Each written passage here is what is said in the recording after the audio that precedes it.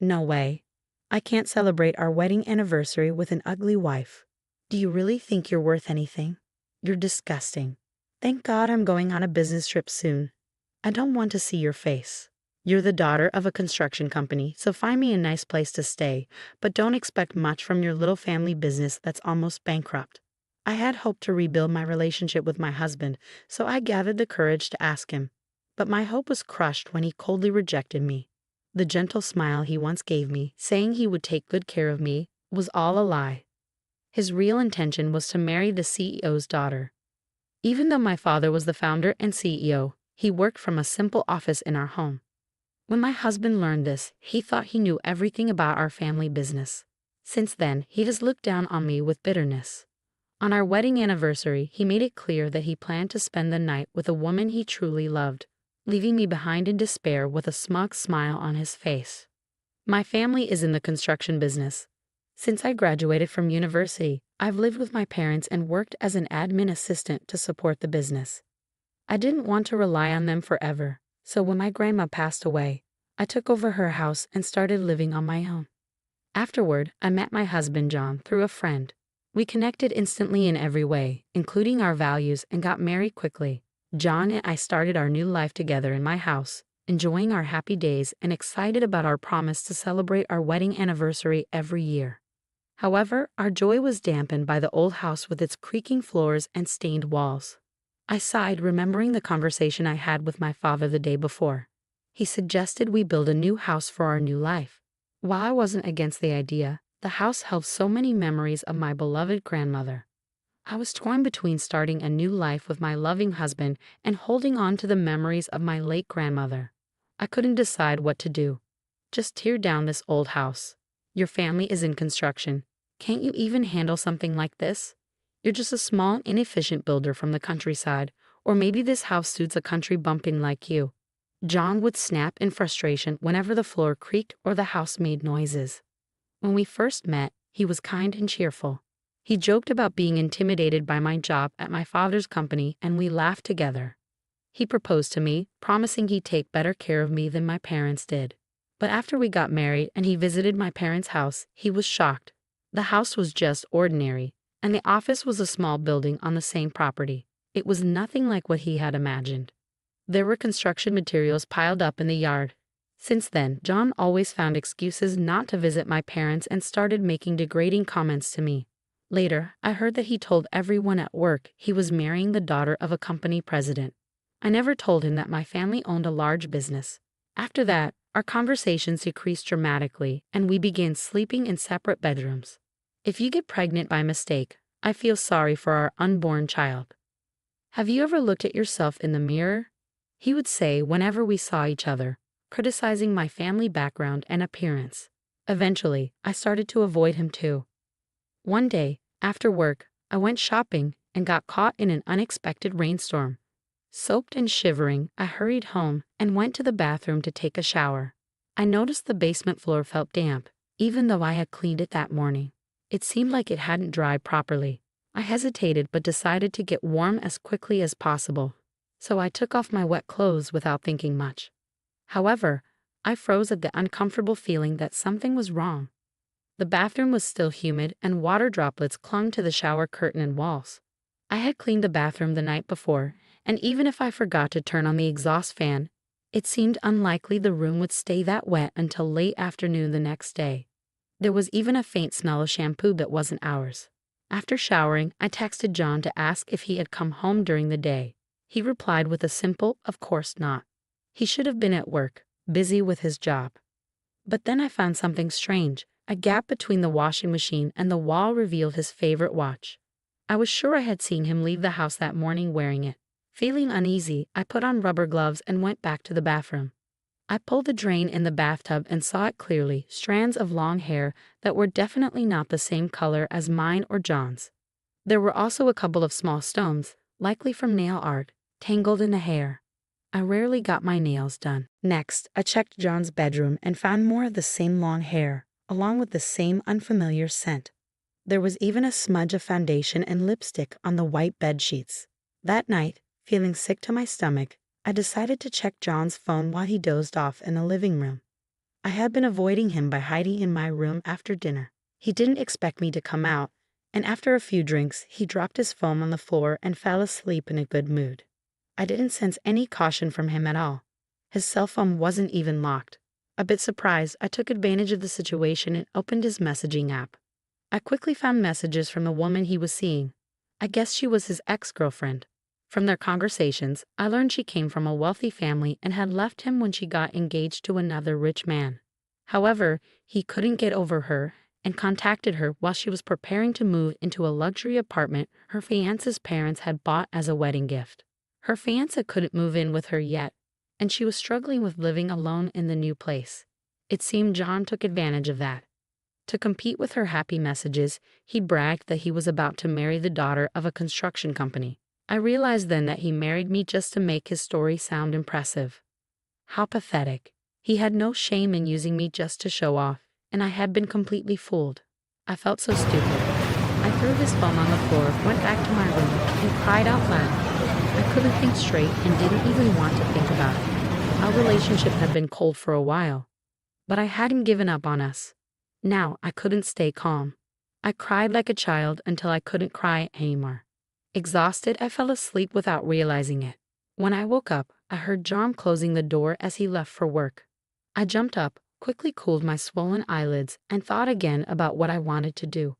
All I could remember was the image of the kind John I once knew. I couldn't believe it had all been an act. He could have easily divorced me when he realized I wasn't what he expected, but he didn't. I thought there might still be a chance for a fresh start. That day, I made his favorite stew and waited for him to come home. I usually made it from scratch, and he had once told me it was the best. I had fond memories of him eating it with a big smile. When he came home, he didn't say anything directly to me, but he ate the stew happily. "Hey, our anniversary is this weekend. Do you remember our promise? Why don't we go out together?" I asked. I was sad and lonely, tired of living like this without being able to talk to each other. "We don't have to do anything special. I just want to be with you. I want to see the same things and have conversations," I said, gathering the courage to tell him. Tears welled up in my eyes. Whether from nervousness or fear, I wasn't sure. I looked into his face, hoping he would take me seriously. But instead, he sneered. "Oh, you're gross.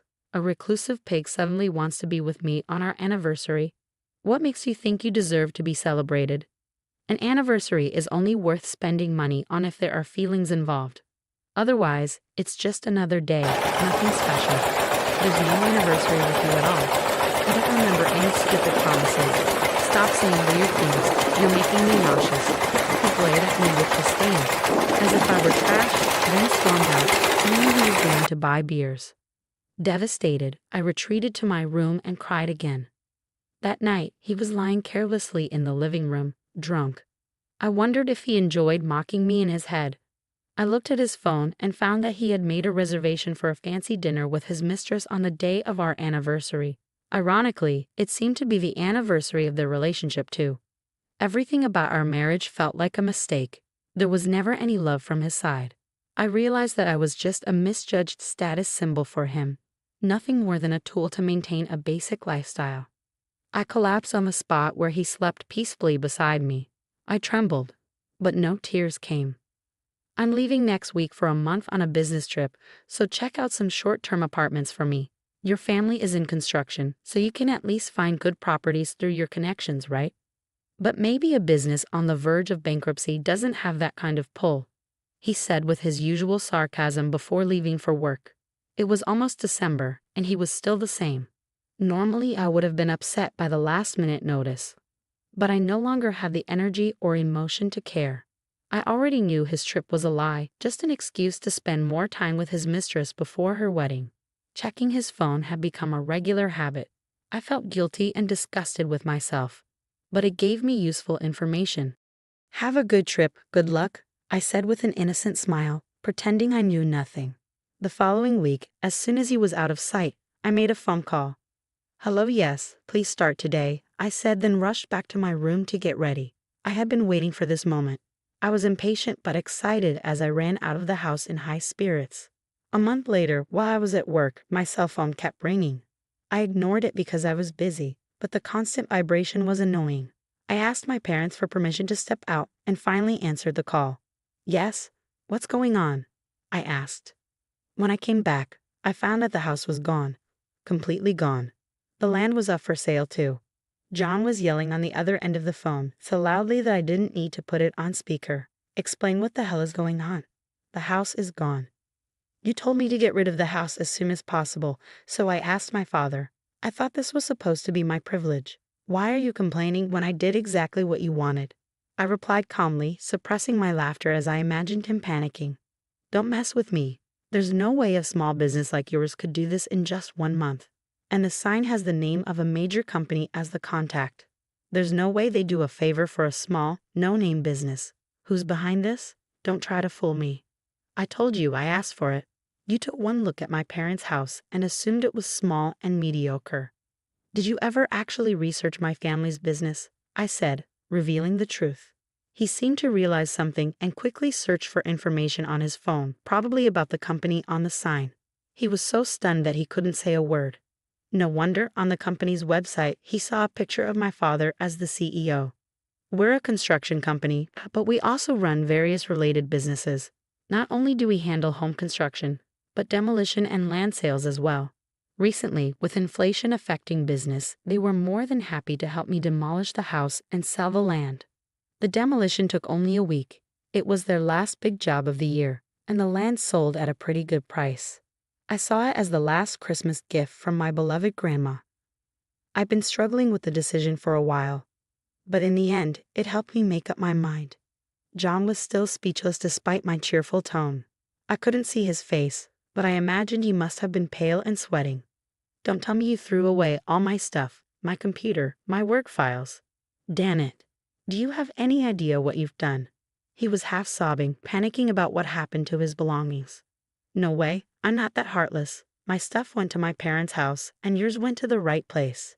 It's a little early, but it's my Christmas gift to you. Please accept it. Oh, and by the way, the boxes should arrive today. I sent them under your name, and I wrote down the address.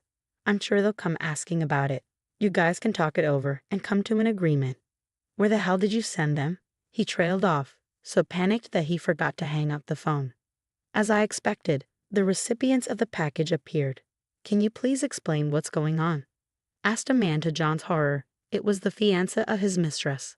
I had sent John's boxes to their condo. I had already confirmed the address from John's messages. Along with the boxes, I included pictures I had taken of him and his mistress at the hotel and in the condo. The fiancé's family was well known in the area, and I made sure to send the pictures to them as well. On the other end of the phone, I could hear John and his mistress pointing fingers at each other while the outraged fiancé watched. Their engagement was called off, and it looked like a court case was in the works. When the storm passed and John realized he was still on the phone with me, he was furious and started cursing. You're ruining my life. I'm going to ruin yours too. You're worthless, and I'll make you regret this for the rest of your life. You deserve everything you got.